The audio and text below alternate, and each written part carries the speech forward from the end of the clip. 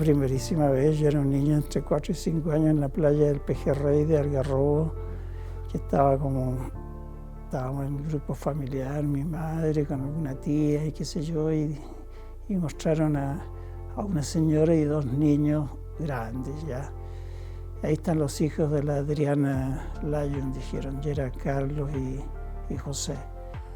Y recuerdo que en un campamento de scout, que estábamos en Las Brisas, yo en ese momento tenía 11 años, él fue como capellán y lo recuerdo en una mañana temprano, parado frente al mar, mirando. Si tú me dices, mi primer recuerdo de él es ese. A mí me recibe José Aldunate, que era un hombre muy distinto del que vimos después. En ese tiempo, como teníamos una formación muy de estructura, y él tenía una formación personal absoluta y radicalmente inglesa. E inglesa, exageradamente inglesa. Él mismo cuenta en sus memorias cómo sus padres trajeron una institutriz inglesa que formó a los niños y no les permitía a los papás relacionarse con ellos. Yo lo conocí cuando él comenzó a ser profesor de moral en la Católica, estaba recién regresando de sus estudios y al poco tiempo lo hicieron maestro de novicio, que es cuando me corresponde a mí ser de novicio de él. Y entonces hay que primero establecer una diferencia enorme entre el Aldunate de esa época y el Aldunate que después resulta apóstol de los derechos humanos.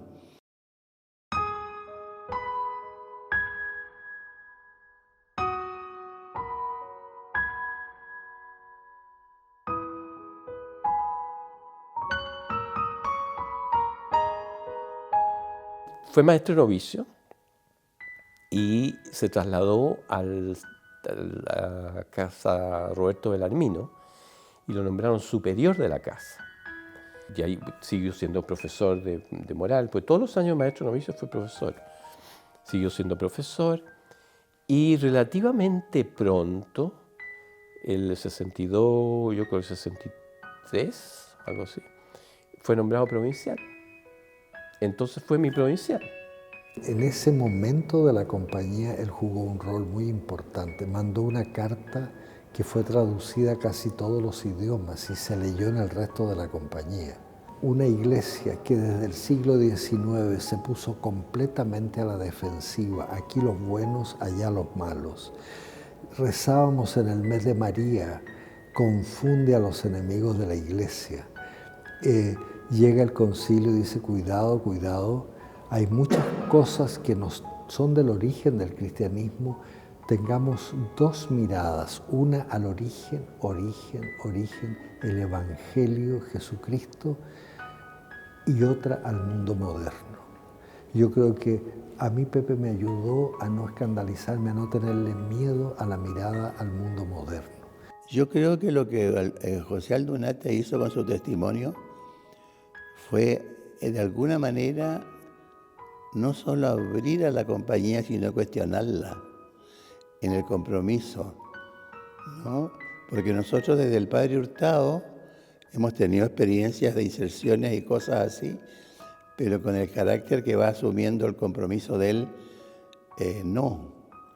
Entonces yo creo que la compañía se sintió bien interpelada, por eso, o sea, le tocó el compromiso de él. Trabajó como sacerdote obrero en Concepción. Allí lo encontró el golpe. Él estaba trabajando como sacerdote obrero. Y yo creo que el encuentro con la represión de la gente, el sufrimiento, el atropello de derechos humanos, lo llevó a dar un paso de compromiso a la acción. Él no era un hombre de acción, no lo era. Más bien era un hombre intelectual, y por eso ese primado de su autodefinición como moralista. A pesar de que fue provincial y tuvo que tomar medidas, pero ese vuelco hacia la acción, ¿no? Al acompañamiento de los detenidos desaparecidos, después de la participación en el movimiento Sebastián Acevedo. Bueno, para qué decir, que no lo conozco en detalle, pero ciertamente que él participó en acciones de salvataje de perseguidos políticos, de meter en la embajada. Yo creo que en ese contexto él se comprometió.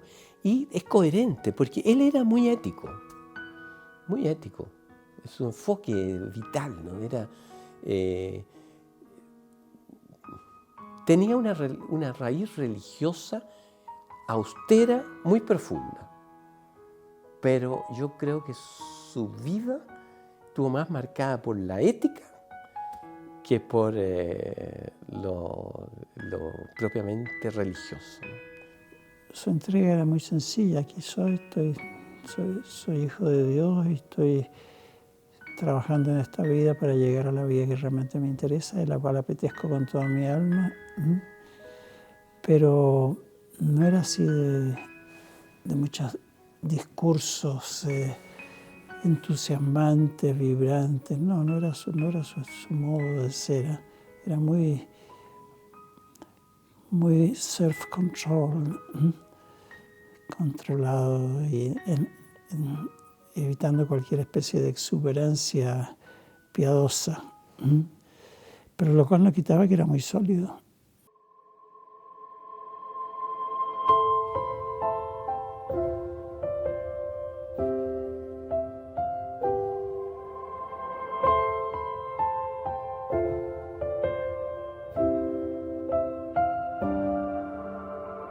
A mí me impresiona varias cosas. Primero que nada, su solidez. Por ejemplo, su buena formación intelectual. Pepe no era brillante, en el sentido de que muy fome para hablar.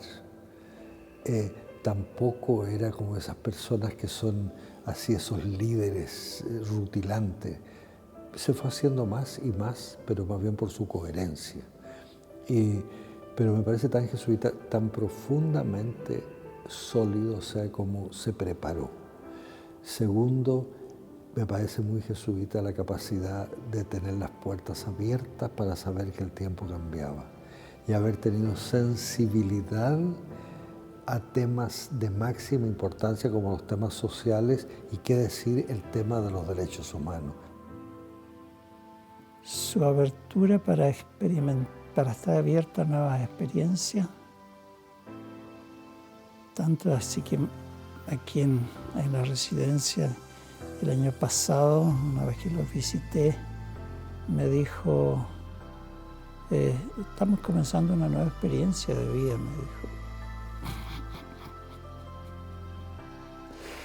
Esa abertura de la nueva experiencia, new experience. Él no era un hombre que que dijera el aborto nunca jamás. No, o sea, no, puede ser que en algunos casos excepcionales, o me acuerdo su postura frente a la ley de la legalización del aborto, del divorcio. Yo creo que en algunos tiempos, yo creo que él hoy día, por ejemplo, esto de esta postura del Papa, de ser muy respetuoso frente a las parejas homosexuales o lesbianas que construyen una familia. Él, sus últimos años, era también, ¿y por qué no? ¿Por qué no van a vivir ellos también el amor? Para él era claro que en esta vida estamos de paso y que la vida que verdaderamente vale y por la cual hay que jugarse es la vida que viene después, la vida eterna. Y mucho de su espiritualidad tenía esa nota de sencillez, estamos de paso, entonces no tomemos las cosas a la trágica, tenía bastante humor para reírse de las cosas que eran aparentemente tragedias insoportables. podía reírse y tomarlas con sencillez.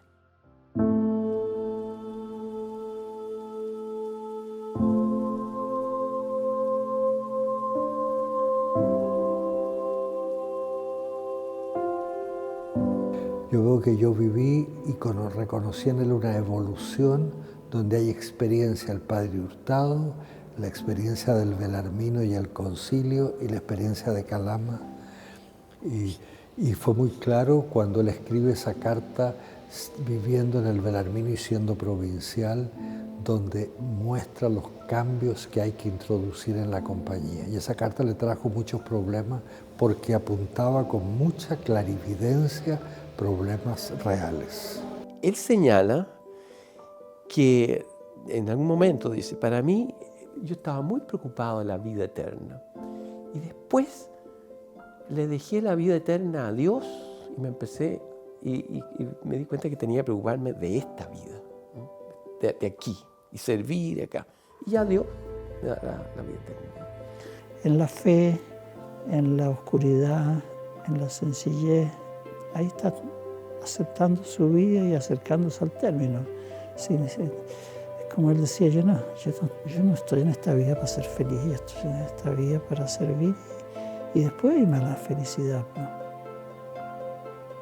Yo creo que no sé en qué grado de conciencia, pero creo que está viviendo eso. Yo creo que lo va a ser recordado fundamentalmente por la defensa de la vida, de los derechos humanos, porque los derechos humanos es defender la vida. Y la tarea del Evangelio, los cristianos están tan mal formados. El Evangelio no es otra cosa que pregonar esto que dije anteriormente, anunciar esto que expliqué antes, la misión de Jesucristo y bueno, y entonces es la vida, es defender la vida. Su fidelidad, su seriedad, el haber podido, su sensibilidad, pero si hay algo que la historia recordará, y es algo que dentro de la compañía es el hecho que este hombre haya arriesgado su vida por la defensa de los derechos humanos. Y esto es notablemente más increíble si uno piensa que es hijo de quien fue presidente del Senado, presidente del Banco de Chile, embajador ante la Santa Sede, de las familias más altisonantes de Chile, con un lado inglés, por el lado Lyon Lynch de su madre, y sin embargo él fue capaz de ser sacerdote obrero, de haber trabajado en el PEM y en el POG y de haber luchado por los derechos humanos. Y eso denota una grandeza y eso es para la Compañía de Jesús un ejemplo que ojalá no se olvide jamás.